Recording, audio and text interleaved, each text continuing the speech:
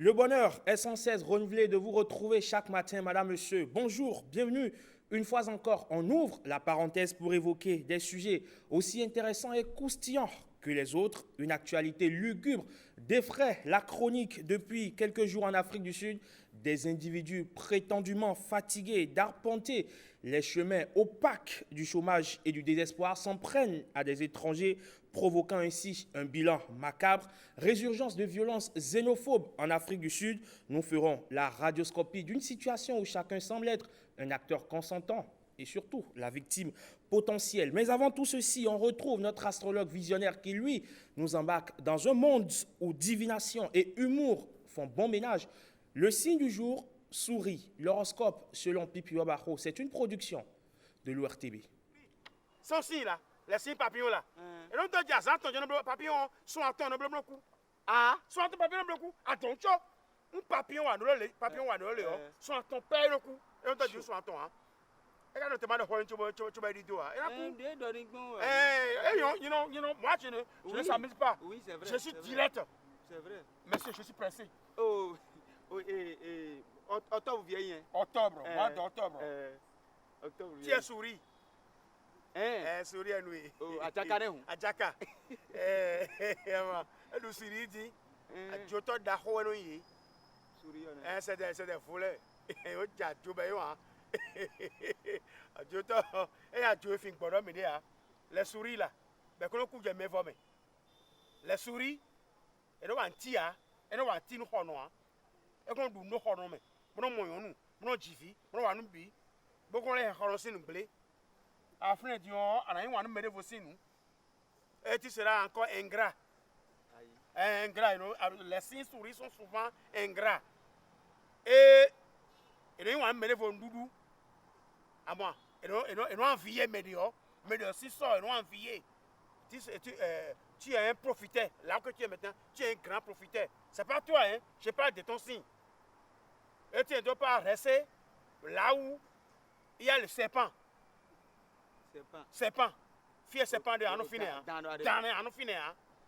Chat. Ah oui, Anofinéa. Si chat. Et bien oui. Bien encore. Et nous là. Racide. Nous ne doit pas chacun. Et ne. Asijeno ya ko ni wa ko. Ah, you are now. Ya changer. Et asitonéa. Et yana. Ah, là où. Et de deux. Mais voisin ti yo. Et ya ni o famille temps. Dans. Famille temps. Et la miwe. Et la miwe tu là. Il va sa carrière, il va te pas mi. Et la so mi. Viens. Écoute-moi ça. Je dis chat et radicide. Fecha. Fecha na fia de fecha na wa. Dès qu'on donne nous et on doit pouvoir nous mener en bloa. Et qu'on fait 6 ans nouveau. Mais mon chien doit. C'est grave. Asotone. Il y a quoi wa te boado asoloko. Wa te boado ya asoloko. C'est ça. Tu vas essayer d'éviter. Wa boado et ya regret asoloko. Ajo si zero nouveau ngwa. Ajo si zero nouveau ya.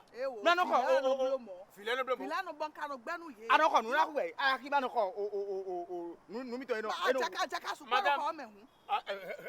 Monsieur l'astrologue. Oui. Ajaka de ko mi to me yo. Ajaka ko. Et c'est bon. Ajaka ko mi to me wa yonu yesi. Ajaka ko mi to me nu ya so me on. Ali na ku ni. Ajaka na ite me lo pe to si lo ko be. Oui, c'est ça. C'est ainsi et souris. Et ces disciples sont là. Il faut essayer d'éviter ça. D'accord. Sinon tu vas tuer, tu ne veux pas bien de ton mari. C'est ça.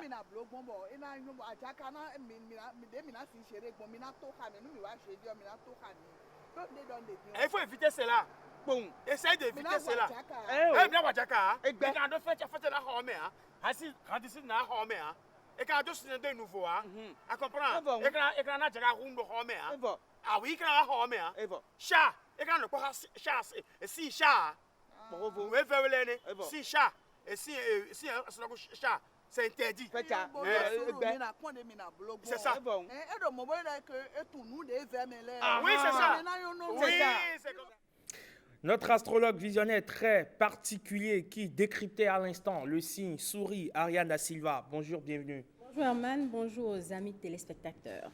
Très heureux de vous retrouver sur le plateau de la Et moi, j'ai parenthèse. toujours été très heureuse de vous retrouver. C'est un plaisir. Et d'être le là. bonheur surtout, il est partagé. Alors, avec vous, on installe la première escale de ce marathon de 90 minutes.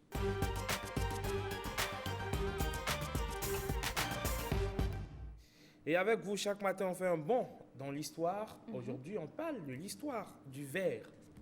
Incolore ou teinté à l'état massif ou sous forme de fil, le verre est aujourd'hui un corps omniprésent dans notre quotidien. Cette matière solide est issue du figeage progressif de certaines substances après fusion. Il est généralement constitué d'oxyde de silicium et de fondant. Alors, Ariane da Silva, comment sommes-nous passés du verre à l'état naturel au premier verre fabriqué? Alors, le verre existe naturellement sur Terre depuis plusieurs milliers d'années. Les hommes préhistoriques connaissaient déjà l'époque obsidienne, un verre volcanique naturel, et l'utilisaient pour fabriquer des outils et des pointes de flèches. Ils utilisaient également les tectites, des billes de verre formées par des impacts de météorites comme bijoux. Il fallut néanmoins attendre 3000 ans avant Jésus-Christ pour que les premiers verres fabriqués par l'homme fassent leur apparition en Mésopotamie, en Syrie et en Égypte. À cette époque, il ne s'agissait pas de matériaux transparents ou translucides, mais de verre opaque de couleur verte et bleue. Alors, comment le verre a évolué dans le temps? Alors, vers 1500 avant Jésus-Christ, les fours atteignent de plus hautes températures et permettent d'obtenir du verre translucide qui est notamment utilisé pour imiter les pierres précieuses. Parallèlement, les premières pièces, en verre creux, vases, pots et autres font leur apparition et la fabrication de l'émail se développe. Le verre soufflé est quant à lui apparu beaucoup plus tard au 1er siècle avant Jésus-Christ. Cette technique se serait développée en Syrie grâce à l'invention de la canne à souffler avant de se répandre en Italie, en Gaule et en Espagne. À la même époque, le verre transparent est fabriqué à Sidon en Phénicie grâce à la pureté des sables de la région. La technique de soufflage a notamment permis un grand développement de cette matière sous forme de récipients et même de vitrages dans les maisons et dans des édifices publics. Alors, quelle est la composition du verre?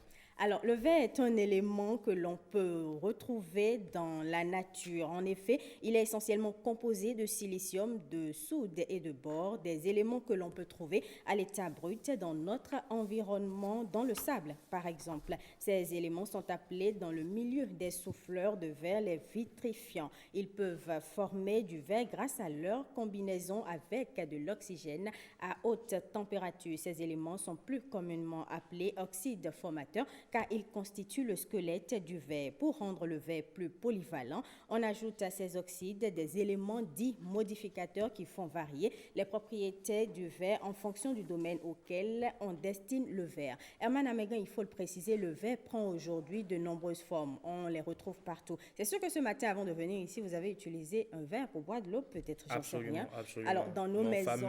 Mon fameux verre d'eau de tous les matins. Voilà, dans nos maisons, on retrouve le verre sous forme de naco et autres. Dans nos voitures, nous l'utilisons pour boire de l'eau, comme vous disiez. Nos pots de fleurs sont parfois en verre, nos ampoules et surtout nos lunettes, qu'elles soient des lunettes médicales ou optiques, ou de soleil, j'allais dire, j'y arrive. Absolument. Alors, pour illustrer tout ce qu'on vient de dire par rapport au verre, je vous propose de suivre cet élément. N'est pas une invention de l'homme. Il n'est en effet rien de plus que du sable qui a été chauffé à très haute température, par exemple, dans un volcan.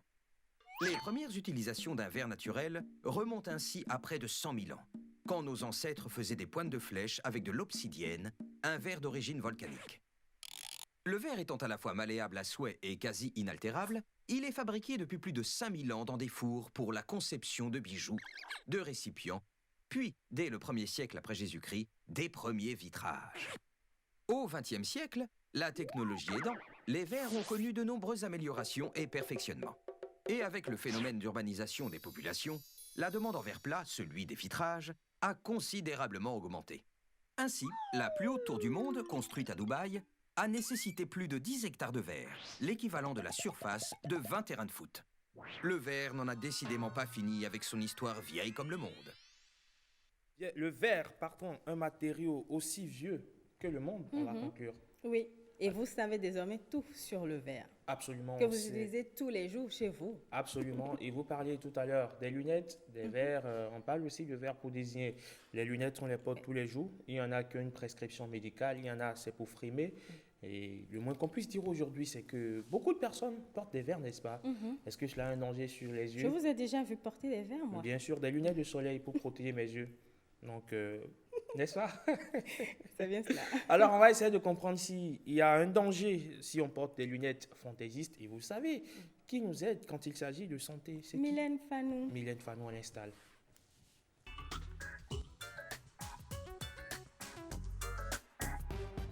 Mylène Fanou est déjà avec nous sur ce plateau pour nous parler du port des lunettes fantaisistes. Mylène Fanou, bonjour, bienvenue sur La Parenthèse. Bonjour Raymond, bonjour aux amis téléspectateurs. Alors, les téléspectateurs passent par ma voix pour vous répondre. Ils sont heureux de vous retrouver De sur le vous plateau de recevoir. La Parenthèse. Alors, Je- aujourd'hui, on parle du port de lunettes Oui. fantaisistes. Oui. Et nous connaissons tous les conséquences de... Nous avons tous conscience de l'impact du handicap visuel sur la qualité de vie. Alors, comment comprendre cet intérêt soudain pour le port de lunettes? La tendance actuelle veut qu'on mette des lunettes sans aucune prescription médicale. Il s'agit des lunettes vendues sur le marché, que ce soit neutre, fumée ou en paillettes. Ce n'est sans nul doute pas sans conséquence. C'est ce que nous verrons ce matin avec notre invité qui a pour nom Yazid Savage. Bonjour. Bonjour, Vous êtes médecin ophtalmologiste. exactement. Merci d'être avec nous. Je vous en prie. Déjà, docteur, est-il normal de mettre des lunettes sans prescription médicale? A priori, je vais dire qu'il n'est pas normal de mettre des verres sans lunettes, sans prescription médicale, parce que ces verres-là ne respectent aucune norme. Parce que actuellement, on trouve sur le marché des verres un peu partout. Et les porter comme ça présente quelques risques. Voilà. Les lunettes qui sont vendues sur le marché, ce sont des verres neutres ou il y a un ingrédient, on ne sait pas trop. Bon, déjà, je veux dire, pour avoir des lunettes, le plus souvent, on adresse les gens chez les opticiens où ils ont appris à faire des lunettes. Ou pour avoir des lunettes, on peut l'avoir sur le marché, comme on dit communément chez les babas. Et généralement, chez les babas, il n'y a pas de réglementation. On trouve partout des verres neutres comme des verres avec une puissance.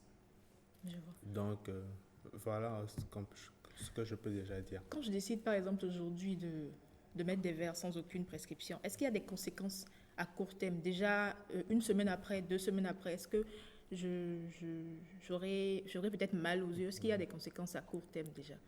Déjà, dans notre profession, pour prescrire des verres, le but qu'on recherche, c'est de faire correspondre la puissance du verre prescrit le plus possible à la puissance des yeux. Et dans ce cas, il n'y a pas de problème. Maintenant, la personne qui se fait concevoir des verres sans lunettes médicales, il n'est pas sûr d'avoir la puissance de verre qui correspond à son œil. Du coup, il peut survenir des problèmes où, quand il va porter ses lunettes, il ne sera pas à l'aise. Donc, c'est essentiellement ça à court terme. Quand les lunettes ne sont pas adaptées à ses yeux, il va se plaindre de douleurs, de maux de tête quand il porte les lunettes ou de flou visuel quelquefois. De douleurs, de maux de tête à court terme et à long terme, si cette personne continue avec, quelles seront les conséquences? À long terme, si les verres sont mal adaptés, à long terme, il pourra peut-être s'y adapter, se forcer à s'y adapter. Et dans ce cas, pour revenir à sa correction de base, à la puissance de verre qu'il lui faut réellement, c'est la difficulté un peu plus élevée pour le ramener à sa correction de base.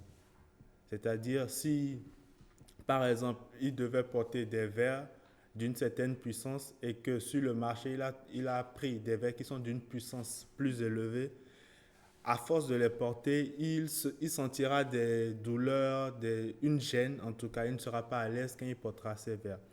Et si s'entête à les porter, il va finalement s'y adapter, mais toujours il y aura un fond de malaise qui viendra avec. Des verres, des lunettes en paillettes, décorées en paillettes, j'en ai vu tout à l'heure. Est-ce qu'il n'y a pas un danger pour l'œil?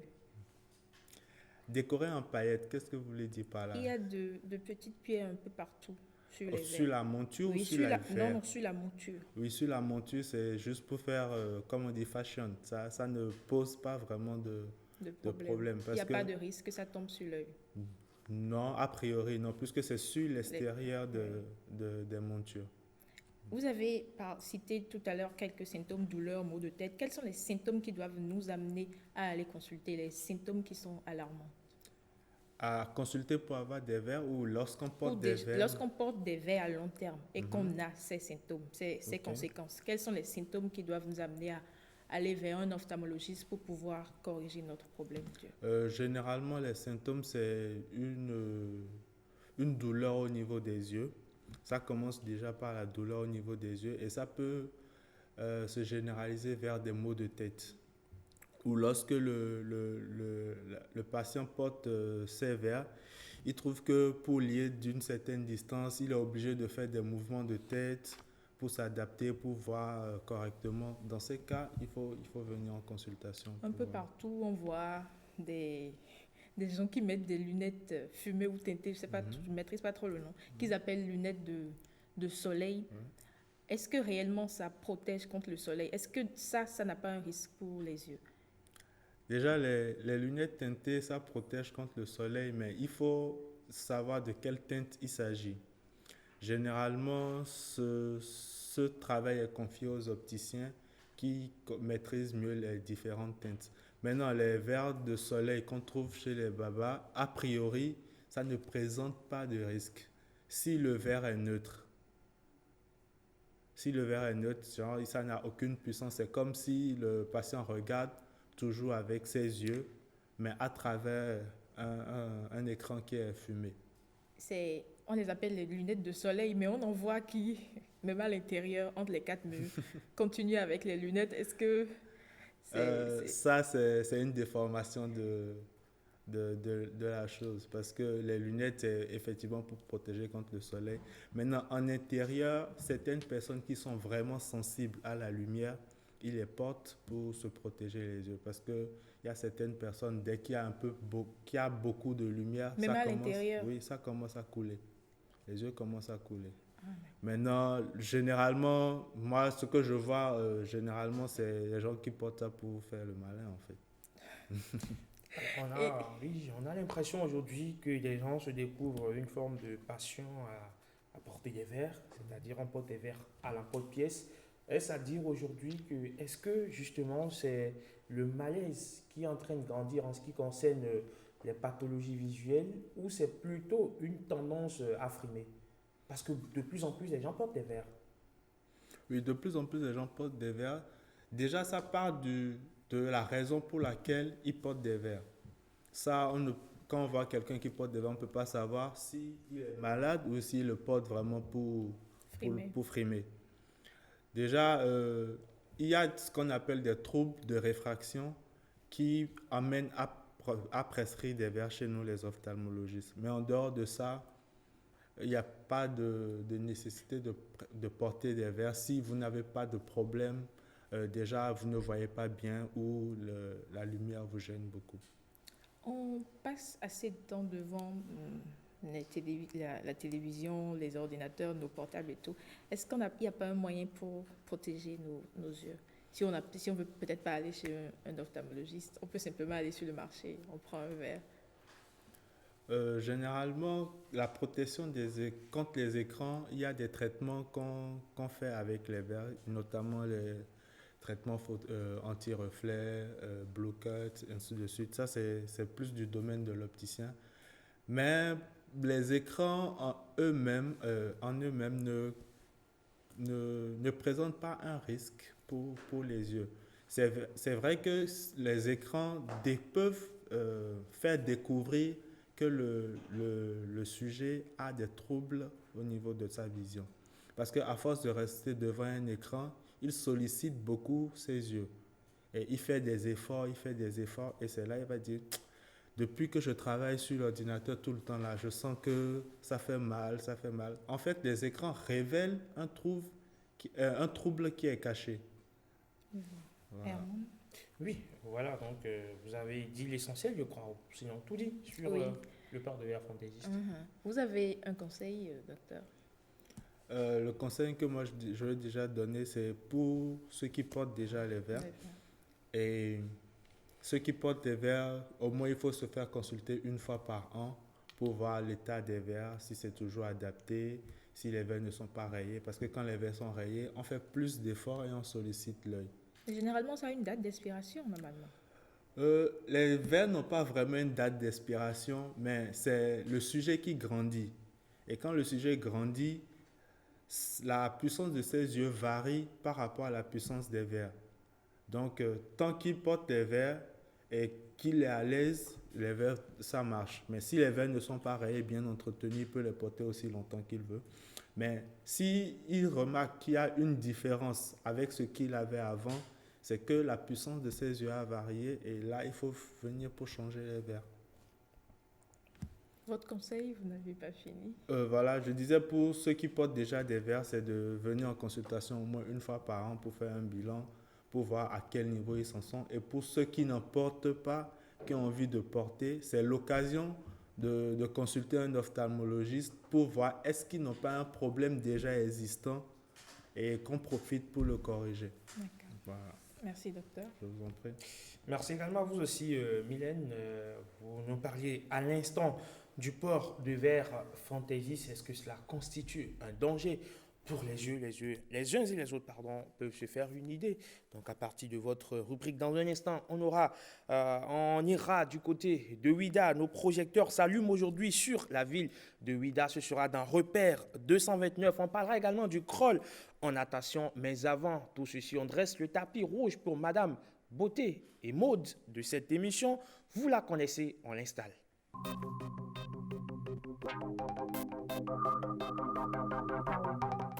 Maude Beauté Bien-être s'intéresse aujourd'hui aux accessoiristes de mode. Elles ont l'art de relever le style. On en parle avec Rebecca Kenya. On dit Rebecca. Bonjour. Bonjour Eman. Alors, ça se passe bien la journée? Très bien. Ou bien ça se voit pas. Bien sûr, vous avez bonne mine surtout. Merci. Et surtout, vous avez une petite médaille K. C'est Kenya, oui, c'est bien cela. J'ai tout vu. Vous avez voulu nous le faire passer de façon très subtile, mais mes projecteurs l'ont repéré, mes radars l'ont repéré. Alors aujourd'hui, on parle d'accessoiristes de mode. Oui, bien évidemment. Mesdames, Messieurs, bonjour et bienvenue dans votre rubrique Mode, Beauté, Bien-être. De nos jours, avec l'expansion et la concurrence, le milieu du pagne est en plein essor. L'utilisation des pagnes avec les accessoires qui en découlent a pris une tournure assez considérable. Il y a une panoplie de choses qu'on peut faire à partir du pagne. Et justement, notre invitée du jour, c'est sa spécialité. Elle crée des accessoires de mode à partir du pagne. On en parle avec elle. Aujourd'hui, on s'intéresse à ces accessoires. Madame la reine Maouignon, Tosso, bonjour. Bonjour madame, bonjour monsieur. Bonjour, merci d'être avec nous. Merci beaucoup. Comment vous allez? Bien, et chez vous? Ça va aussi. Alors, vous êtes là aujourd'hui pour nous parler des accessoires à partir du pagne. On connaît les parures en or plaqué, en argent, mais depuis quelques années, on voit les parures en pagne. D'où est-ce que ça vient? Quelle est l'origine? Merci pour la question. Pour ma petite histoire, je dirais c'était une Africaine qui voulait offrir un cadeau à sa belle-sœur, une blanche, qui, ne sachant quoi donner, a décidé de customiser un petit sac à base du pain. Et c'est ce qu'elle a offert à sa belle-sœur. À la vue de ceci, la belle-sœur a aimé son cadeau.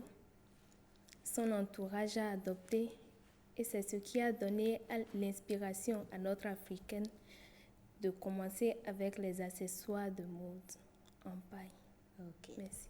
D'accord. Alors vous, comment est-ce que vous êtes entré dans cet univers? Est-ce que c'est du suivisme ou bien vous avez suivi une formation? Je vais dire, c'est une passion. J'aime m'habiller, accompagner du was. J'aime le pain, au fait. Donc, accompagner le pain à ce que je porte, faire porter cela autour de moi, c'est une passion pour moi. Ok, alors pour la réalisation de ces accessoires, vous avez besoin de quoi en dehors du paille? Je dirais la colle et le reste. Le reste, là, c'est-à-dire? Ça Quand par dit- exemple, ce n'est pas les colliers, vous avez besoin de quoi? Un sac, une chaussure, pour les chouchous, un élastique, les barrettes, on a besoin des simples barrettes pour l'habiller et aussi bien de choses. D'accord. Alors, quelle est votre cible? Les enfants, les femmes ou bien les hommes? Je m'intéresse à tous, que ce soit les hommes, les femmes, les enfants. D'accord. Alors, quel est l'engouement? Est-ce que les gens s'intéressent à ces parures? Est-ce qu'ils en commandent chez vous? Oui, les gens commandent. Les commandes viennent d'ici comme d'ailleurs et ça porte chez soi. D'accord. D'ici comme d'ailleurs, au Bénin, il y a des Béninois qui le font, c'est ça? Oui, D'accord. il y en a plein. Ok. On a l'impression aussi que c'est les mêmes choses avec les autres créatrices de ces accessoires de mode. On a l'impression que c'est les mêmes choses. Qu'est-ce qui vous différencie en fait? Qu'est-ce qui différencie vos créations de celles des autres? Alors, ce qui différencie mes créations, c'est que je fais le modage. C'est que relooker une en tout cousu, par exemple, accompagner ou bien mettre un peu du pain dedans pour faire sortir cela avec un sac. Donc, ce n'est pas seulement accompagner mon habillement de collier en oise ou quoi, mais mettre ça aussi dans l'habit que je porte. Que ça peut être la manche, le bas, etc. Emmanuel, il y a ces dames et il y a ces personnes qui n'aiment pas porter ces accessoires parce qu'on se dit c'est un peu entre villageois. On trouve que des accessoires à partir du pagne, c'est pas trop bien. Est-ce que c'est votre avis aussi? Non. Est-ce que vous rencontrez ces difficultés? Si. C'est sur le terrain, quand tu portes ça, tu es vu, tout comme si quelqu'un qui n'est pas à la mode. Alors, c'est ce qu'on rencontre souvent. Et qu'est-ce que vous avez par exemple à dire à ces personnes? Je dirais que le pain fait partie de notre culture et nous avons l'obligation, si je peux m'exprimer ainsi, de faire porter cela vers l'extérieur, autour de nous, le porter, voilà. Alors, parlez-nous un peu de votre relation avec les stylistes. Est-ce qu'ils font recours à vos créations, à vos accessoires pour leur création? En ce qui concerne les stylistes, c'est rare fois quand par exemple un client s'intéresse à cela, accompagner son habillement d'un sac ou d'une chaussure en paille. Voilà. C'est en ce moment que les stylistes font recours à nous. Alors, quel est le mécanisme que vous mettez en place aujourd'hui pour intéresser ces accessoires de mode-là à votre clientèle? Parce qu'on sent de plus en plus aujourd'hui que les jeunes sont en train de s'intéresser à ces accessoires de mode et que c'est aujourd'hui la tendance, le modage, vous en avez parlé tout à l'heure. Quel est le mécanisme que vous mettez en place pour intéresser la chose au grand public? Le mécanisme utilisé, je dirais, c'est surtout le net. Sur les réseaux sociaux. Sur les réseaux sociaux et aussi à travers la publicité qu'on fait par notre propre habillement. Voilà. Donc, on va dire la publicité par l'exemple. Oui. D'accord. Rebecca? Est-ce qu'on peut venir à vous pour commander autre chose à part ces accessoires de mode ou bien c'est uniquement votre spécialité? C'est ma spécialité. Vous ne faites pas autre chose? Autre chose. C'est-à-dire, est-ce que quelqu'un peut venir à vous commander quelque chose d'autre, une tenue par exemple, ou bien c'est uniquement les accessoires que vous faites? Oui, il y en a qui me commandent des habits ne sachant pas vraiment que je ne suis pas, même si ça me plaît encore tellement ancré dans le domaine du stylisme comme cela se doit. Donc, j'accepte les commandes et je le fais. Ok, vous le faites vous-même ou bien vous commandez? Je commande. Ok, d'accord. Et aussi, ma mère dans le domaine avec moi, ce qui me favorise aussi la tâche. D'accord. Alors, ça fait partie aussi de l'entrepreneuriat. Hein? Oui, bien sûr, l'entrepreneuriat des jeunes aujourd'hui, on en a parlé sur ce plateau, c'est une véritable panacée contre le chômage sans cesse grandissant dans toutes les capitales africaines, au Bénin en particulier. Donc, l'entrepreneuriat se présente comme la véritable porte de sortie, n'est-ce pas? Exactement. On vous remercie. Avant de la remercier, on n'a parlé que des femmes, on a parlé de parures, on a parlé de colliers. Mais pour les hommes, est-ce que déjà vous avez une montre avec un poignet en paille? C'est possible de l'avoir? Pas maintenant, mais vous l'aurez. On s'intéresse aussi aux hommes par les nœuds, les cravates, les chaussures et sacs. D'accord. Après tout, c'est l'Afrique qui gagne. Ah, vraiment, merci. Merci à vous, Madame la Reine Maouignon Tosso. Je rappelle que vous êtes créatrice d'accessoires de mode. Merci d'avoir répondu à nos questions. Je vous en prie, c'est un plaisir. Et le plaisir, il est partagé avec vous, avec Rebecca Kenyan, on dit également avec nos téléspectateurs qui nous suivent confortablement depuis leurs différentes positions. Je le rappelle, dans un instant, les projecteurs de Repère 229 vont s'allumer sur la ville, la cité historique de Ouidah. On en parlera tout à l'heure. On parlera également du crawl en natation, ce que c'est. Et vous savez, c'est l'instant sport de la parenthèse. Et l'instant sport, c'est avec Bruno Soili. On l'installe confortablement.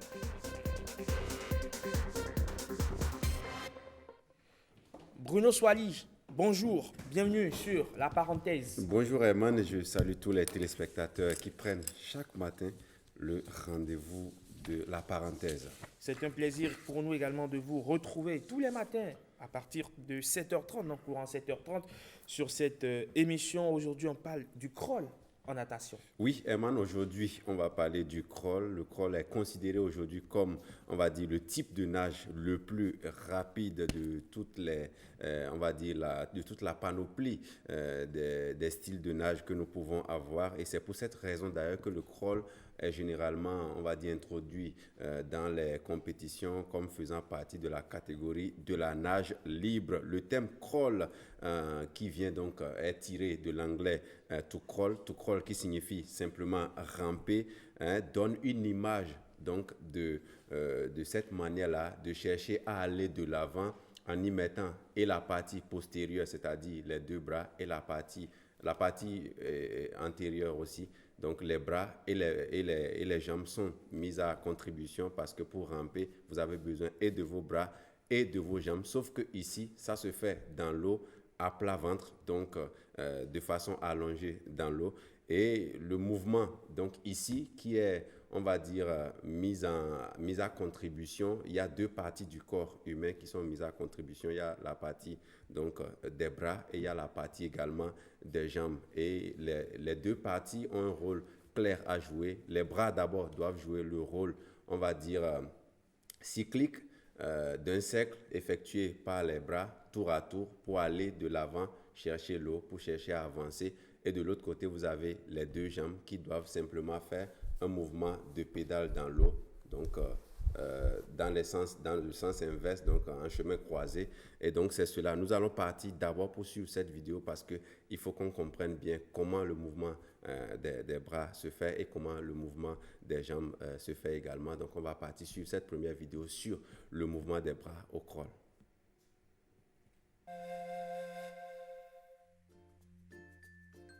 Dans cette vidéo, vous allez apprendre à réaliser correctement le mouvement des bras en crawl.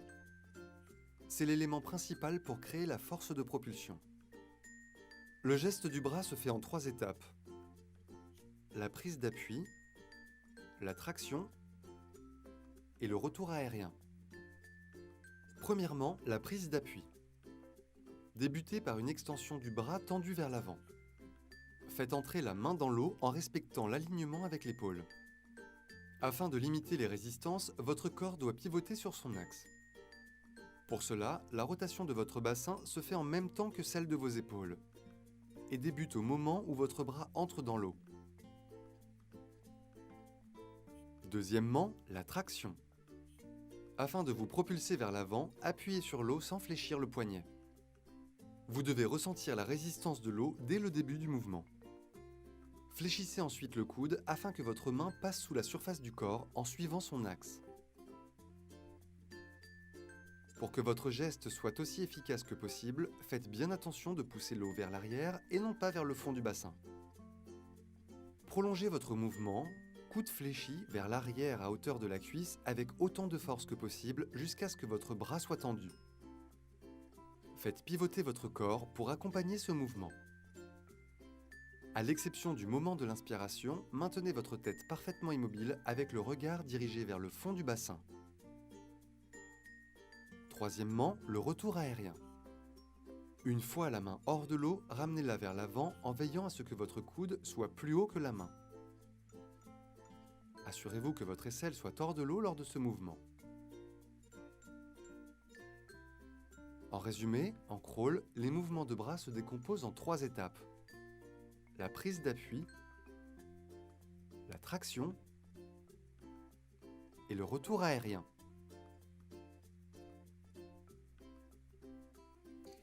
Le crawl donc en natation qui était en train d'être expliqué par notre maître nageur Bruno Soali. Est-ce que Justement, vous arrivez à nager déjà? Oui, oui. Bruno Soali. Non, sincèrement, je suis un bon nageur, un très bon nageur d'ailleurs, parce que j'ai grandi dans une région où il y a beaucoup d'eau, où il y a assez de... Beaucoup d'eau? Oui, beaucoup d'eau. Dans le mono?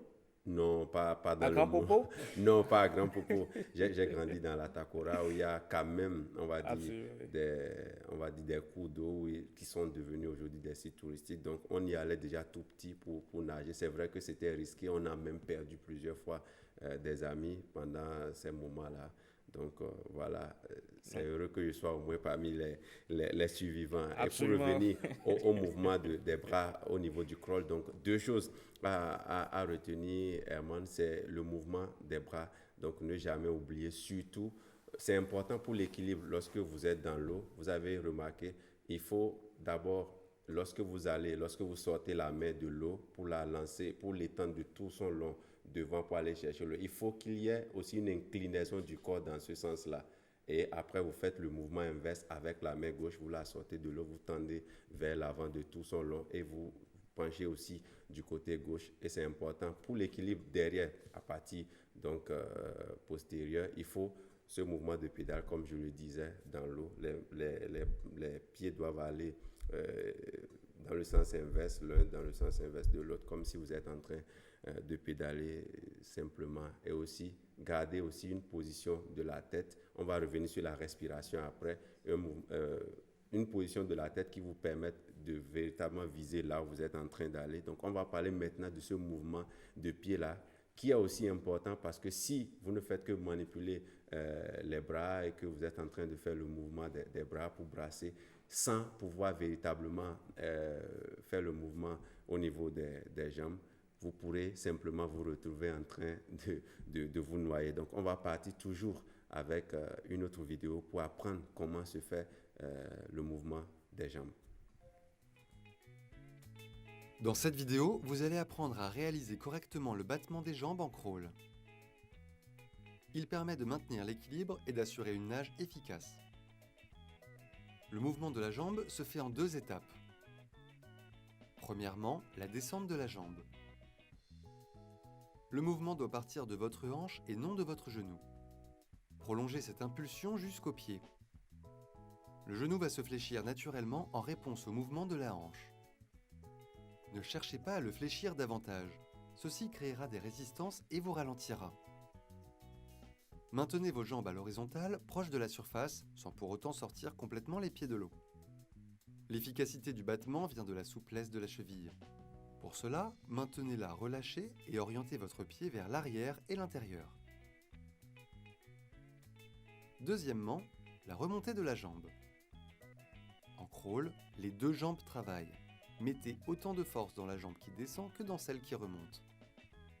Pour maintenir votre allure, ne sortez pas votre pied hors de l'eau, mais amenez-la juste à la surface. L'idéal est de réaliser 6 battements de jambes pour un cycle complet.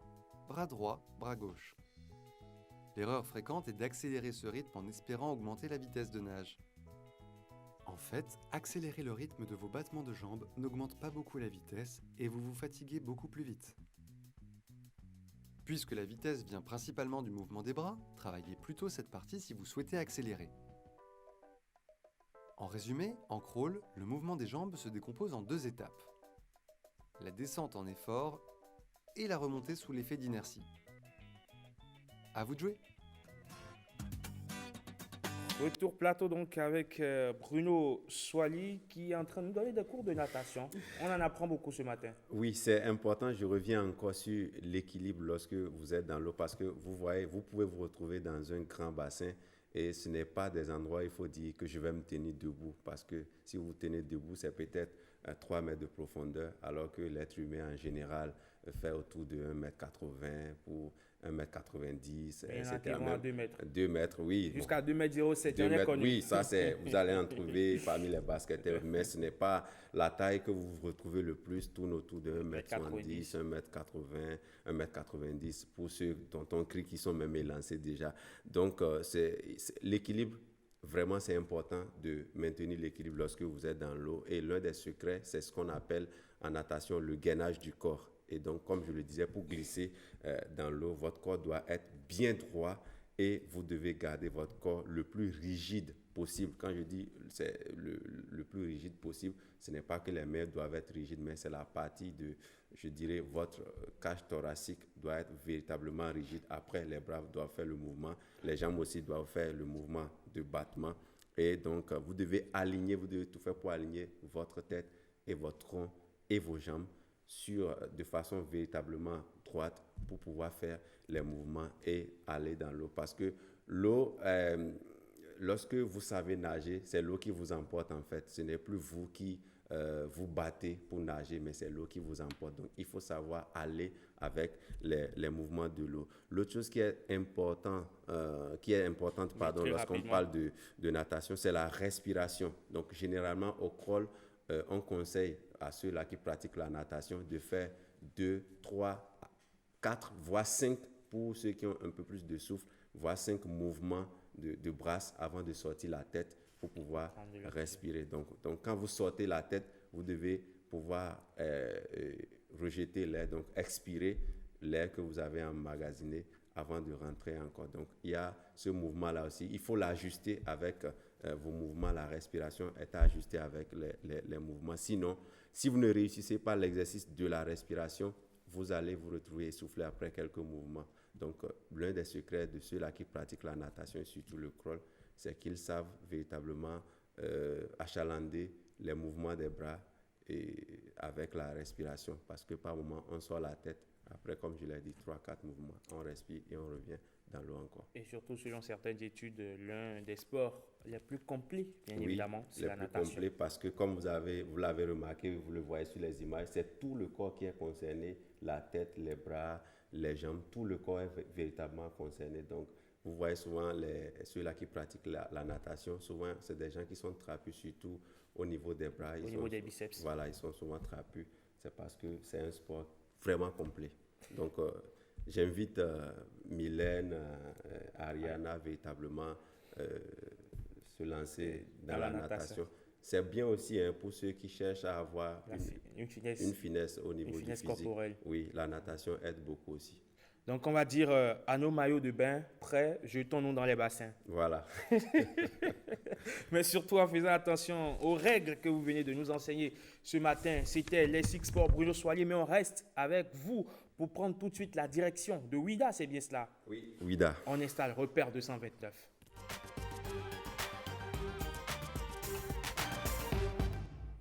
Repère 229 pose ses valises aujourd'hui dans la cité historique de Ouida, Bruno. Oui, Herman, repère 229 nous amène faire un tour dans la ville chargée d'histoire. Je parle de Tours parce qu'on n'est pas très loin de Cotonou. On est à environ 50 km de Cotonou et nous allons y découvrir une merveille. Si au Sénégal, on parle de Gorée, au Bénin, nous aussi, on peut parler de Ouida, du fait de l'histoire qui lie cette ville-là à l'esclavage. Nous n'allons pas y franchir les portes du non-retour, mais nous allons visiter la porte du non-retour, pardon, en passant par, bien entendu, la route des esclaves, sans rester loin de la forêt classée de Passé, avec cette grande ville-là qui a une belle histoire et une riche culture. On y trouve des De Souza, des Da Silva, comme il y en a dans ce studio également, et des Adjovi, comme l'invité de ce matin. J'ai en face de moi Micheline Adjovi, bonjour. Oui, bonjour. Bonjour, chers amis téléspectateurs. Bonjour au grand chef. Voilà. Herman, lorsque vous regardez le visage... C'est Bruno le grand chef à l'instant. Lorsque vous regardez le visage, vous voyez des marques... Des marqueurs indélébiles. Voilà. La carte d'identité. Ou bien le passeport indélébile. Voilà, le passeport indélébile qui vous montre déjà la source. C'est repère 229 ce matin. Et surtout, on a un repère de son identité. Voilà, un repère de son identité. C'est une ville aussi qui a, on va dire, produit du grand chef d'État au Bénin. Donc, on va parler de cette ville avec vous, Micheline Adjovi. Mais juste avant de revenir vous prendre, puisque vous pouvez nous parler de long en large de cette ville, on va partir suivre cet élément rapidement qui nous parle de Ouida.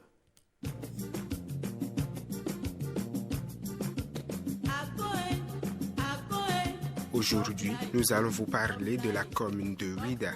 La commune de Ouida s'étend sur une superficie de 364 km². Elle est limitée au sud par l'océan Atlantique, à l'est par la commune d'Abomey-Calavi, à l'ouest par la commune de Grand Popo et au nord par les communes de Bomansé et Toribosito.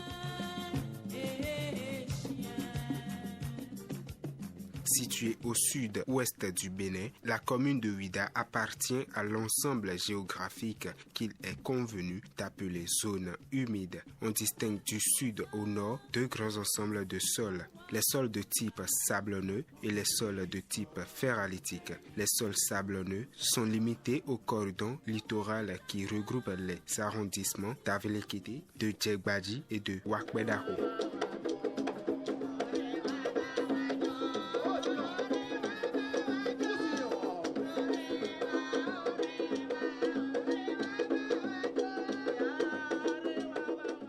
Entre ces deux types de sols existe la frange lagunaire constituée de zones marécageuses et de plaines d'inondations. L'aptitude culturelle des sols se présente comme suit. Culture vivrière, manioc très favorable, maïs très favorable, riz peu favorable, haricots favorables. Culture maraîchère favorable, culture de rente, arachide peu favorable, palmier à huile peu favorable, cocotier favorable, anacardier peu favorable.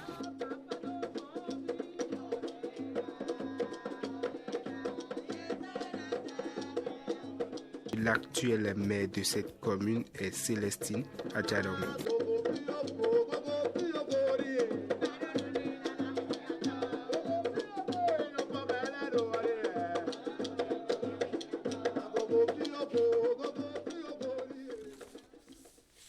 La cité historique donc de Ouida qui sera décryptée donc par notre invitée Micheline Adjovi. Elle va nous amener dans les arabesques de Ouida.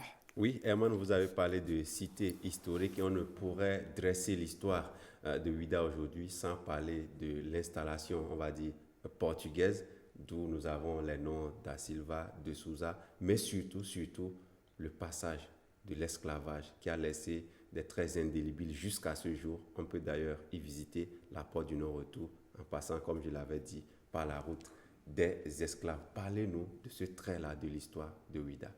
Merci beaucoup. Ouida, c'est la mère patriarche. C'est une grande cité, une cité historique et touristique. Et Ouida, nous, les habitants, nous l'appelons Gléhoui, Gléhoui Passé. Parce que c'est un royaume qui a été fondé par le roi Passé, qui voudrait dire repoussons l'enclos ou bien étendons notre territoire. Étendons les frontières. Les frontières. Donc, avec cette vision, il a envie d'étendre. La preuve, il a amené le royaume de Sahel à Gléhoui. Au premier abord, c'était le royaume de Saré, créé par le roi Roro. Quand, autour de Passé, il a amené le royaume de Saré à Glihoué. Il a fondé Glihoué. Et son palais s'appelait Agabodji. Et la cour, c'est Rontogbo. Ça existe jusqu'à aujourd'hui. C'est avec lui que les premiers Portugais ont pris contact en 1540. C'est avec lui, avec son cousin Paté, qui était en train de laborer et a vu le navire des Portugais et les a conduits jusqu'au roi, le roi Passé. Chemin faisant, il leur a donné des terres pour leur commerce. Et comme l'appétit vient en mangeant, ils ont demandé à faire voyager les autochtones. Le roi était contre au premier abord. Il était foncièrement contre. Mais vu le traitement des autochtones qu'il a placés dans leur commerce et dans leur résidence privée, il a fini par accepter parce qu'il était toujours omnibulé par son idéologie ou bien sa philosophie d'étendre son royaume. Il a accepté, croyant que les siens seraient bien traités comme on les traitait dans les résidences privées. Mais c'était ne pas compter avec la ruse des Européens, des Portugais. Et des autochtones volontaires qui devraient partir, les razzias ont pris cours. Les razzias, les rapts et l'esclavage est arrivé. Sans savoir, le roi ne savait pas qu'il y avait déjà l'esclavage ailleurs. Lui, humaniste qu'il était, qu'il prenait tout être humain comme des frères, il avait accepté et c'était ça. On ne peut pas parler de l'esclavage au Bénin ou bien sûr la côte ouest africaine sans citer Ouida. Donc c'est comme cela que l'esclavage Et c'est pourquoi aujourd'hui il y a la porte du non-retour. Et c'est pourquoi il est à la porte de non-retour. Et la route des esclaves, quand ils partaient, on ne les revoyait plus. Oui, parce qu'entre-temps, les rois d'Abomey voulaient aussi avoir un droit de regard sur ce qui se passait à Ouida. Et ils ont pu réussir d'abord par le roi Gadja qui a pris le royaume de Saré, qu'il a nommé Tchavi, qu'il a la clé de Glihoué désormais en main. Et son fils Tegbessou est venu conquérir véritablement Glihoué. Et les esclaves venaient beaucoup plus des guerres des rois d'Abomey.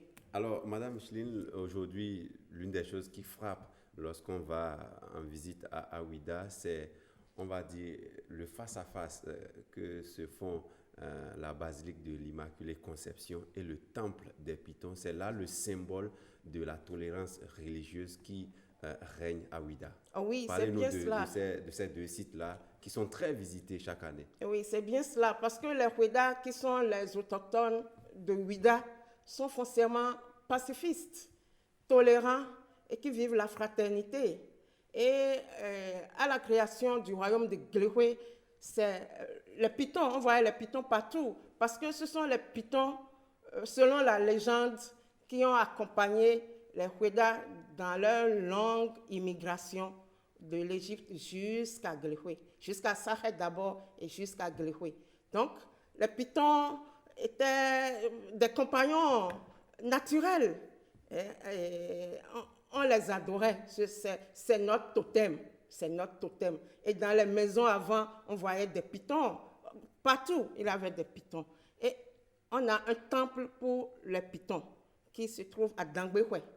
Et ce sont nos aïeux qui ont même offert, là où se trouve la basilique de l'Immaculée Conception, aux missionnaires. Et c'est la population qui a aidé à construire cette église d'abord, cette cathédrale d'abord, avant qu'elle ne soit devenue basilique.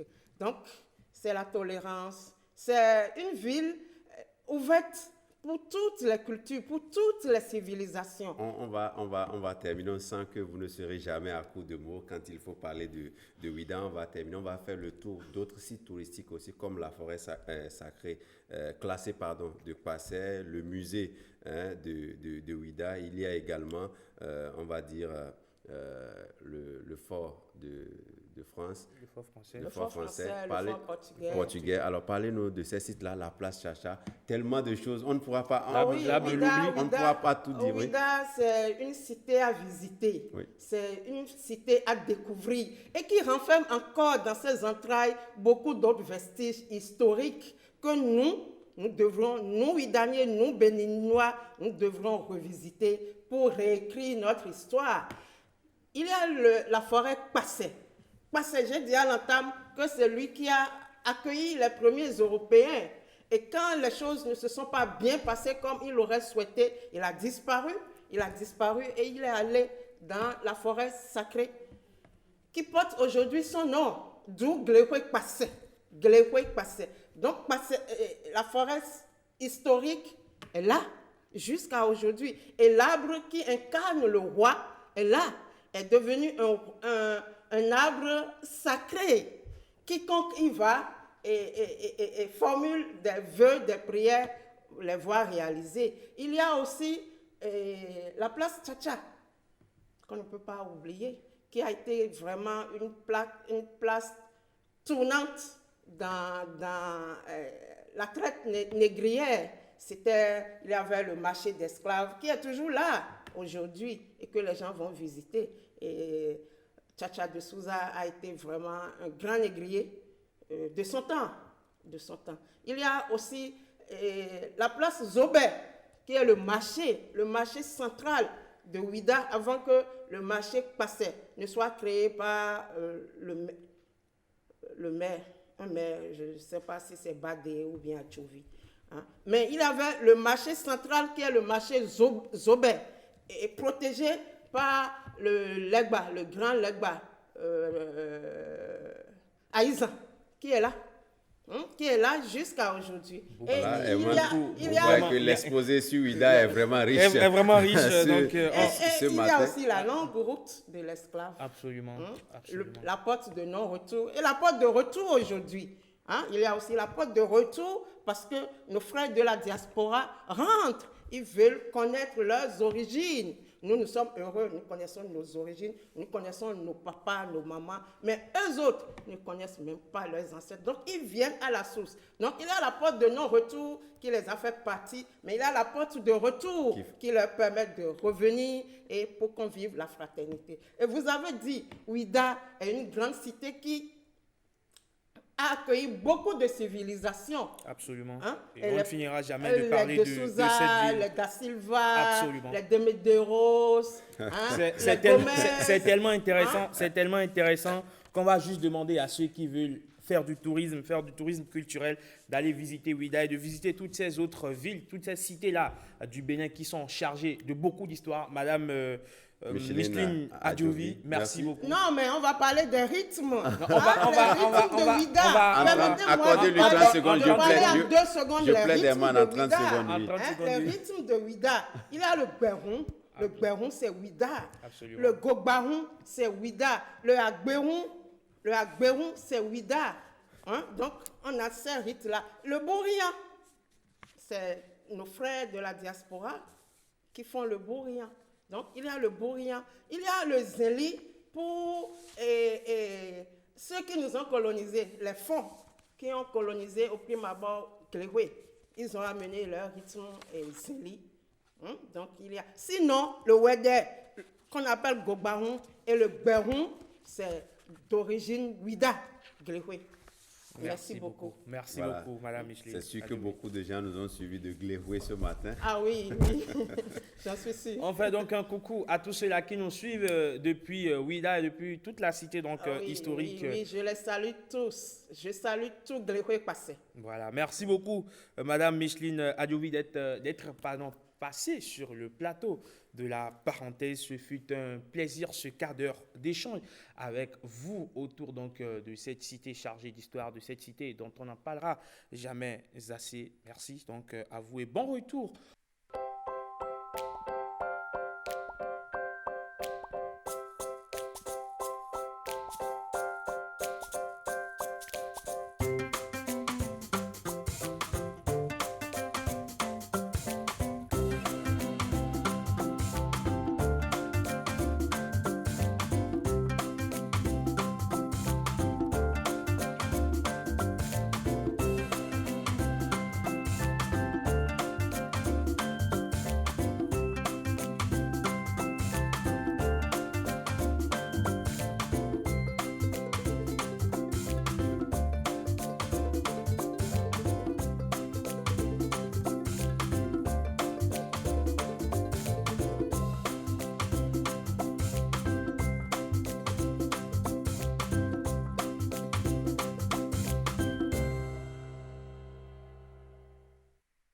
Retour plateau donc pour parler du débat du jour, du moins pour faire le débat du jour. Je l'annonçais à l'entame de cette émission. Bien évidemment, en Afrique du Sud, il y a la résurgence de violences xénophobes. Bien évidemment, une actualité lugubre en train de défrayer la chronique des individus prétendument exaspérés par le chômage s'attaquent donc aux étrangers qui sont donc dans leur pays parce qu'ils estiment qu'ils sont en train de, bien évidemment, de prendre les travaux donc, qui leur revenaient de droit. Et donc, c'est leur manière à eux d'exprimer leur mécontentement en détruisant beaucoup de choses. Il y a eu des morts, il y a eu des dégâts matériels. On parle aujourd'hui, donc, ou du moins le problème de l'intégration africaine, une fois encore, se pose. Et nous en parlons sur ce plateau avec mes chroniqueurs, Bruno Swali, Rebecca Kenyan, Ariane Silva et Mylène Fanou qui sont de retour sur ce plateau. Alors Bruno Swali, aujourd'hui, est-ce que vous comprenez fondamentalement le problème de ces Sud-Africains? Difficile à expliquer parce qu'il faut d'abord partir de l'Afrique du Sud elle-même. Quand vous prenez la nation sud-africaine, depuis son histoire, la nation sud-africaine a vécu ce qu'on a appelé l'apartheid. Et donc, je dirais que les Sud-Africains de peau noire ont traversé des situations face aux Sud-Africains de peau blanche qui aujourd'hui, lorsqu'on voit que dans ce même pays-là, des gens qui, je dirais, en quelque sorte, ont souffert de la xénophobie dans leur propre pays et de la maltraitance du camp d'en face, que dans ce même pays-là, aujourd'hui, on retrouve des gens qui s'en prennent à des ressortissants nigérians. C'est simplement dommage. Et d'autres Zimbabwéens. C'est simplement dommage. De façon générale, lorsque vous prenez l'Afrique, je crois que l'histoire nous enseigne que les peuples, lorsque vous prenez les peuples et les grandes régions d'Afrique, c'est-à-dire que ceux qui sont aujourd'hui installés là et qui sont des autochtones et qui règnent en maître, n'ont pas forcément été originaires de là. Ils se sont intégrés progressivement. Donc c'est pourquoi, même au Bénin, vous entendez que telle ethnie vient du Nigeria, vient du Niger, vient de tel endroit. Mais aujourd'hui, ces ethnies-là règnent dans des régions données en maître. Donc il y a un problème qui se pose, le problème de l'intégration.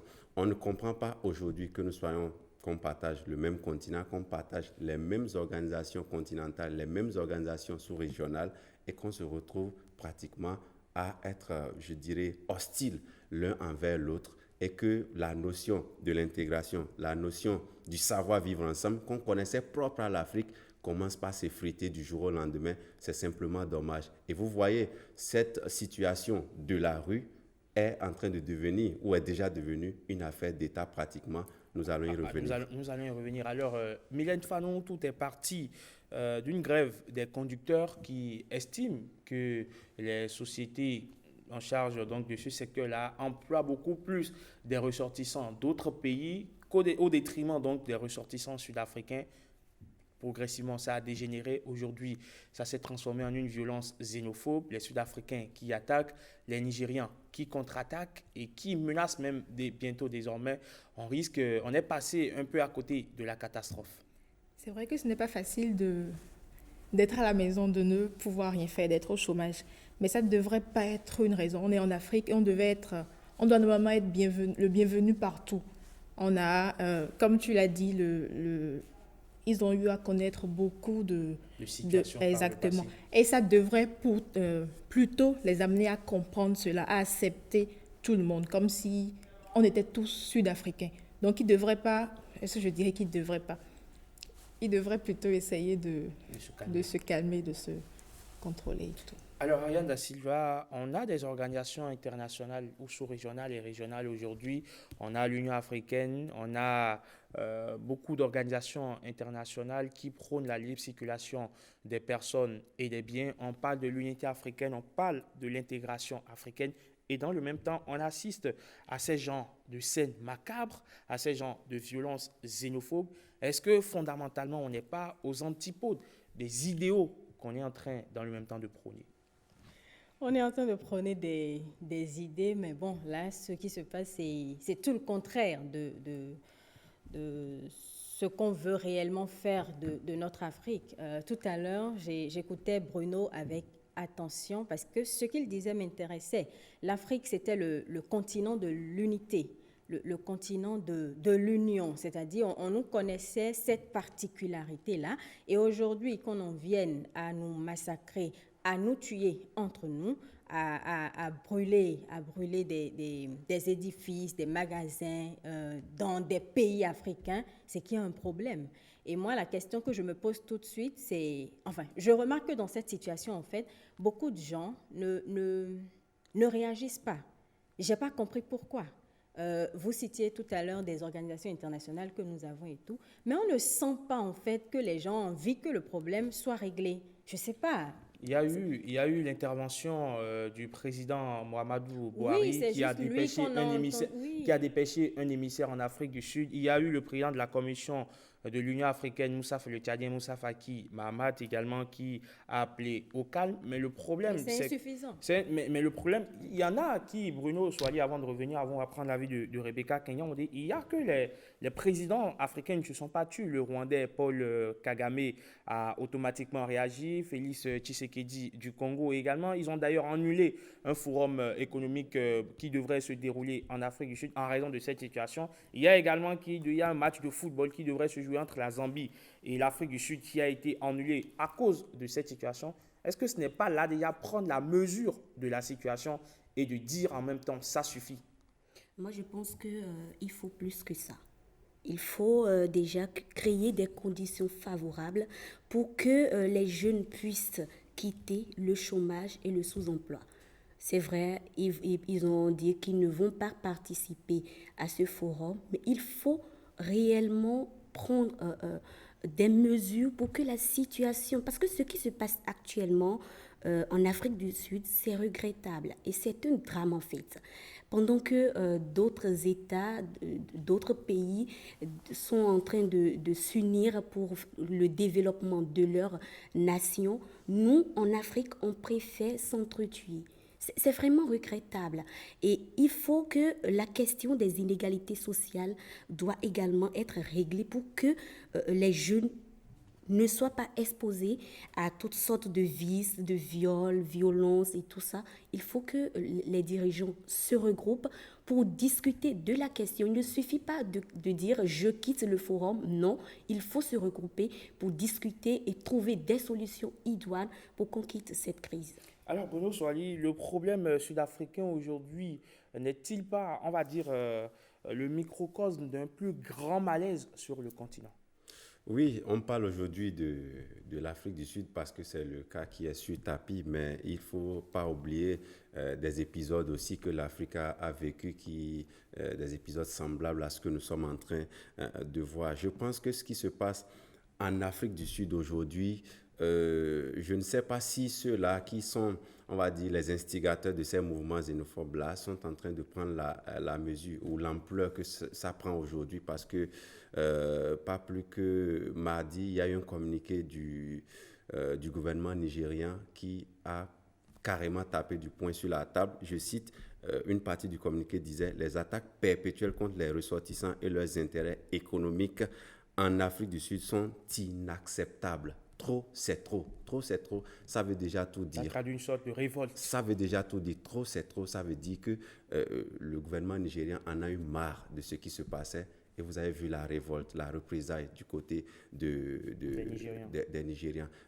Prenons un peu cette situation-là au cas social, au plan sportif, au plan diplomatique aujourd'hui. C'est pratiquement le Nigeria qui, à l'heure où nous parlons, est en train d'envisager un rapatriement de ces ressortissants qui vivent en Afrique du Sud. C'est un incident diplomatique. Ça veut dire que les Sud-Africains qui vivent au Nigeria n'auront pas non plus la paix. Ce n'est pas notre souhait, mais nous ne faisons que des constats ce matin, alors que nos organisations continentales prônent surtout la libre circulation des personnes et des biens. Si je suis béninois, je vais au Congo, je dois me sentir comme chez moi. Si je suis béninois, je vais au Tchad, je devrais me sentir comme chez moi parce que nous partageons les mêmes plateformes, nous partageons les mêmes réalités africaines. Et vous voyez aujourd'hui, beaucoup de pays africains ont commencé par rendre le visa gratuit pour on va dire, les étrangers. Le Bénin, par exemple. Le Bénin, par exemple, qui a rendu le visa gratuit pour venir au Bénin aujourd'hui.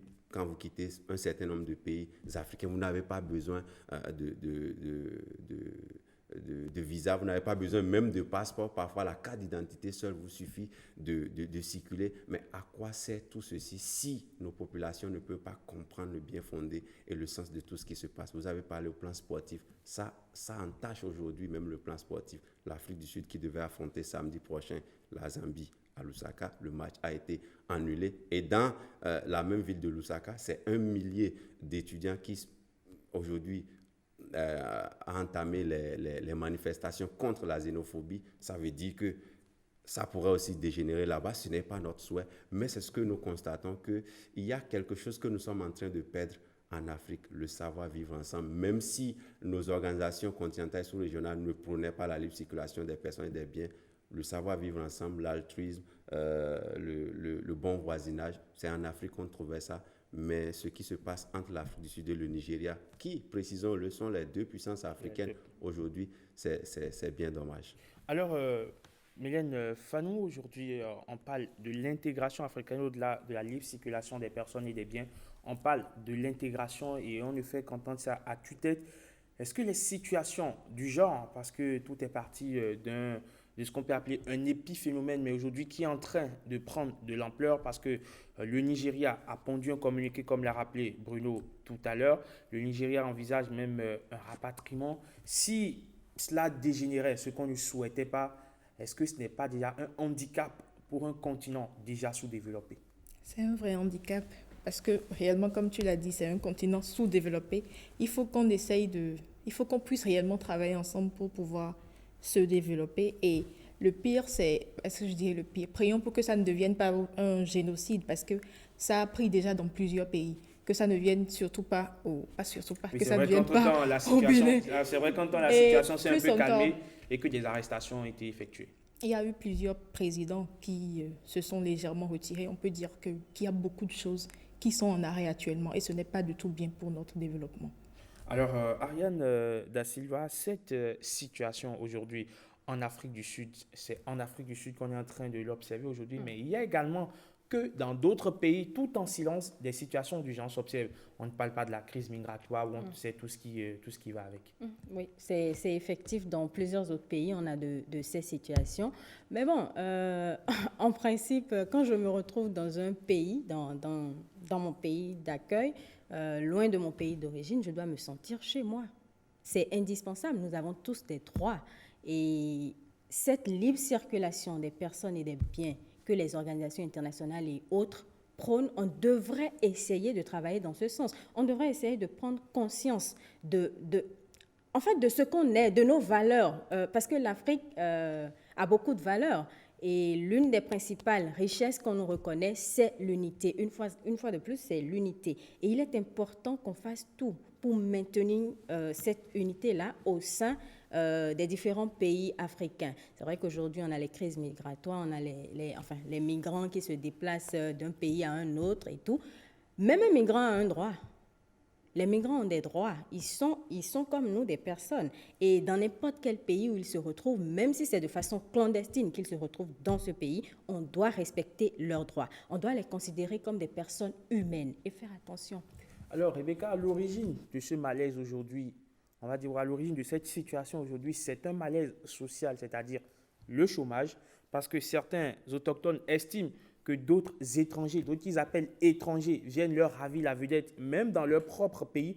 Quelque part, c'est révoltant. On peut les comprendre, n'est-ce pas? On peut les comprendre, mais on ne peut pas accepter. On ne doit pas accepter cela, mais on peut les comprendre, ce qui pose justement le problème de la résorption du chômage dans les pays africains. Oui, tout ça à met fait. ça pose sur le problème surtout de la résorption du taux de chômage qui s'en va galopant aujourd'hui. Parce que si ces personnes avaient du travail dans leur pays, elles ne se seraient pas déplacées.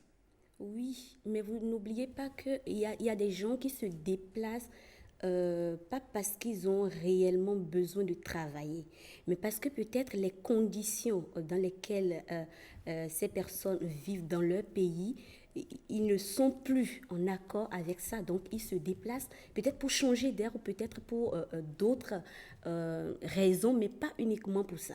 Maintenant, si ces personnes viennent dans votre pays pour travailler, je pense que ces personnes contribuent à l'économie du pays. On ne doit pas, c'est aberrant, on ne doit pas, au nom de cela, dire non, vous n'allez pas travailler, vous n'allez pas rester dans le pays. Parce que quand quelqu'un est dans un pays, la personne contribue à l'économie. Absolument. Et donc, quand quelqu'un contribue à l'économie, c'est un pays qui gagne et c'est tout le monde, c'est toutes les populations qui gagnent. Donc, on ne doit pas dire, c'est pas une raison. Selon moi, c'est pas une raison. Mais il faut nécessairement qu'on règle le problème du chômage. Je le disais tantôt, il faut que les dirigeants trouvent des politiques qui mettent en place des politiques pour aider les jeunes à l'entrepreneuriat, par exemple. Pourquoi pas? Alors, venons aller sur la question, oui. Oui, je crois que c'est la raison évoquée par ceux-là qui ont entamé ces mouvements-là. C'est un peu dommage parce que lorsque vous estimez que vous êtes dans un pays et que vous n'avez pas accès à l'emploi et que ce sont les étrangers qui viennent tout rafler, vous devez vous poser des questions vous-même. Comment se fait-il que vous êtes chez vous, si vous avez étudié, vous avez les diplômes et que vous n'avez pas accès à l'emploi et que ce soit des ressortissants d'autres pays qui viennent vous ravir la vedette? Il y a des questions à se poser. En plus, le Nigeria dont il s'agit, parce que disons les choses clairement, le Nigeria dont il s'agit, on sait tous que les Nigérians, généralement, lorsqu'ils vont à l'étranger, ce n'est généralement pas pour aller chercher de l'emploi dans des entreprises. Généralement, c'est pour aller commencer des business. Quand vous voyez les Nigérians au Bénin, on sait qu'ils sont dans le vestimentaire, on sait qu'ils sont dans l'électroménager, ils ont des boutiques. C'est des gens qui savent se chercher, comme on le dit souvent. Donc aujourd'hui, les combattre, c'est oublier qu'on est en train de se faire mal, parce que moi, je peux dire aujourd'hui que l'Afrique du Sud, enfin, quelque part, est en train de se tirer une balle dans le pied. Pas que le Nigeria est trop important pour l'Afrique du Sud, mais il faut dire que ceux-là, peut-être que dans leur boutique, dans les petites boîtes qu'ils ont montées en Afrique du Sud, c'est possible qu'ils employaient même certains jeunes Sud-Africains qui aujourd'hui, à cause de ces incidences-là, vont tomber dans le chômage et vice-versa, peut-être des Nigérians qui avaient déjà commencé des affaires, qui avaient mis en place des boîtes en Afrique du Sud, qui vont aujourd'hui retomber dans le chômage, qui seront obligés de quitter, qui vont se retrouver ruinés parce que leur boutique ou bien leur boîte a été complètement, on va dire, démolie. Autre chose, c'est la tournure que les choses ont prise aujourd'hui et l'attitude de certains chefs d'État que moi, personnellement, je déplore. C'est mon avis personnel parce que le forum économique qui était prévu, il y a déjà des chefs d'État qui se sont retirés, dont Félix Tshisekedi, Paul Kagame, etc. Moi, je pense que c'était le moment peut-être de véritablement tenir cette rencontre-là. Et pourquoi pas, même si c'est un forum économique, ce qui se passe aussi, c'est vrai que ce n'est pas forcément de l'économie, mais ça touche à l'économie et ouvrir une brèche sur ce qui se passe en ce moment. Parce que qui de mieux pour en parler si ce ne sont pas nos chefs d'État? Donc, boycotter en griffe un tel forum en temps de crise, je pense que c'est dommage. En 2008, des incidents pareils se sont passés avec 62 morts. Aujourd'hui, est-ce qu'on attend d'avoir des centaines de mois avant de déclarer l'état d'urgence pour que nos chefs d'État se réunissent ou convoquent un conseil extraordinaire des chefs d'État pour en parler? Je ne pense pas. Et vous voyez déjà, le mois prochain était prévu une visite d'État du président nigérian au président sud-africain Cyril Ramaphosa, et le président nigérian qui a déjà décommandé la visite d'État, il n'est plus prêt à aller. Ça veut dire aujourd'hui que les deux États sont à couteau tiré. L'ambassadeur du Nigeria aujourd'hui en Afrique du Sud qui va être rappelé, ça pose déjà des problèmes diplomatiques. Et je dis, c'est une question urgente. Ce n'est pas le moment de boycotter des regroupements de chefs d'État, de présidents de la République des pays africains. C'est le moment d'en parler, c'est le moment de chercher à trouver une solution à ce problème-là, à notre jeunesse, parce que je continue de le dire, ça pourrait s'embraser, ça pourrait toucher encore d'autres sphères.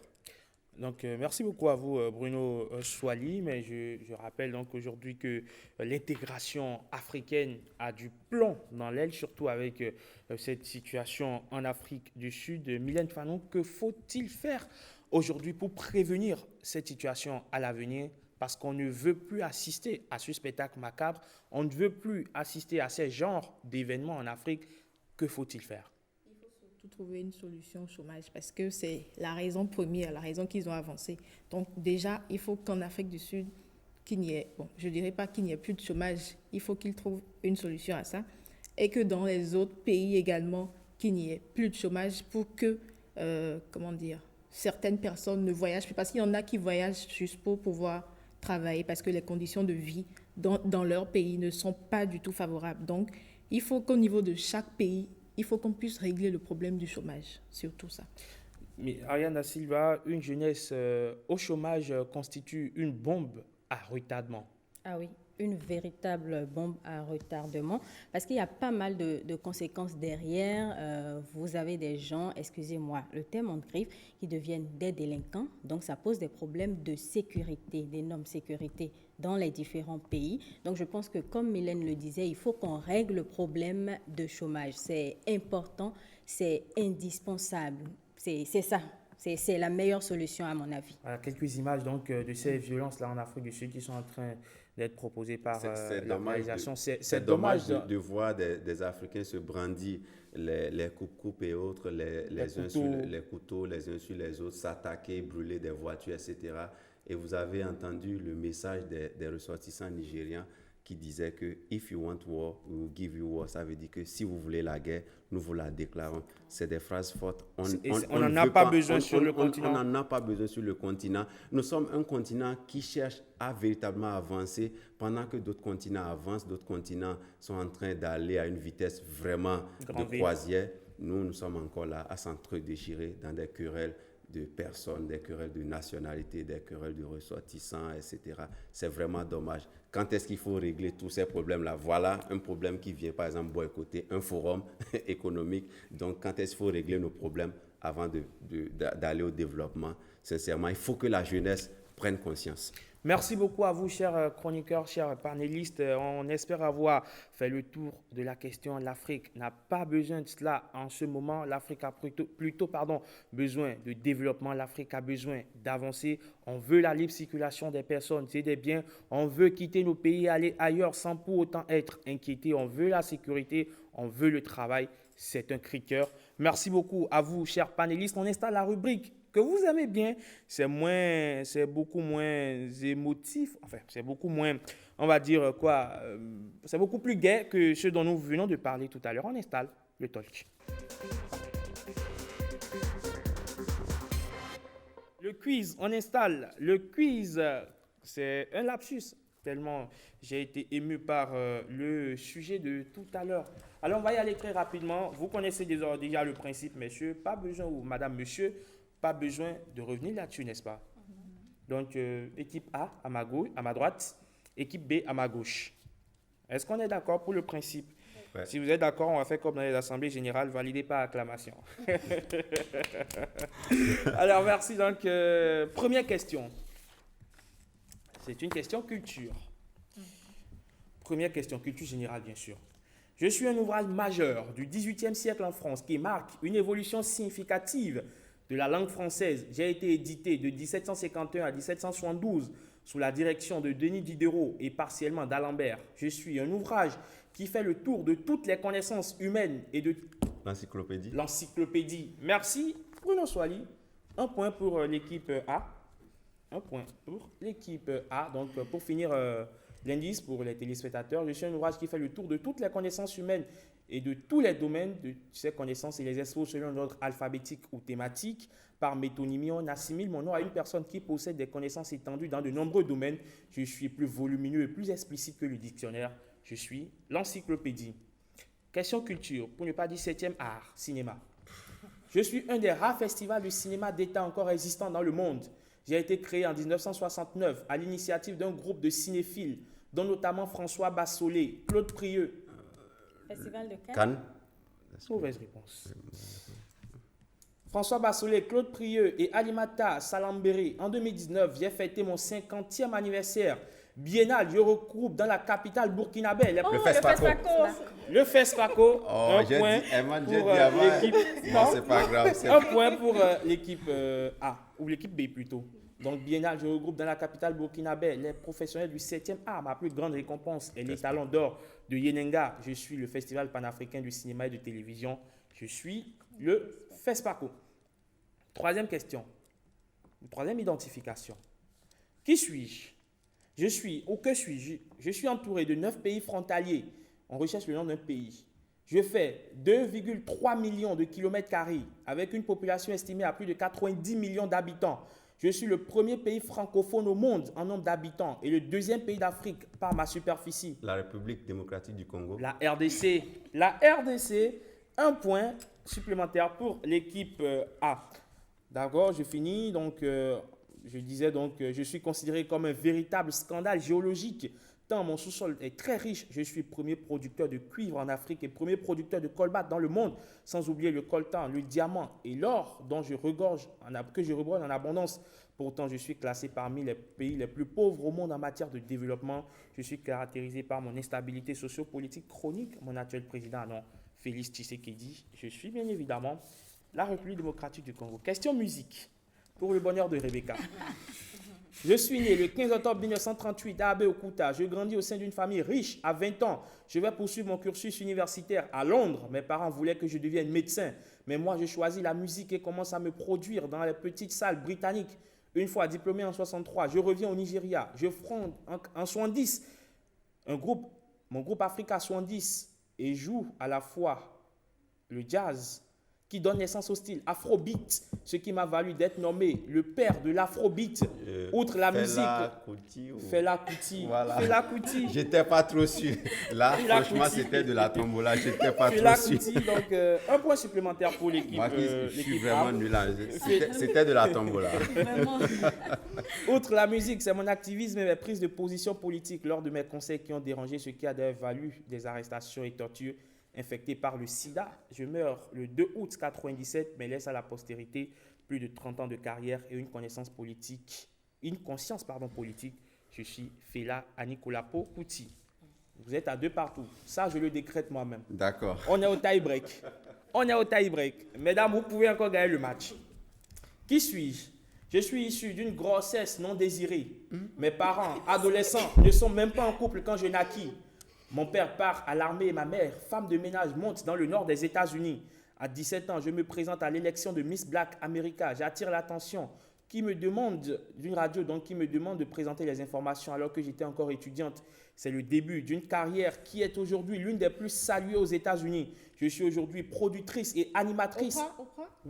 Oprah Winfrey. Alors, je suis aujourd'hui productrice et animatrice américaine de télévision la plus connue et la plus riche au monde. Je suis la première femme noire milliardaire dans le monde.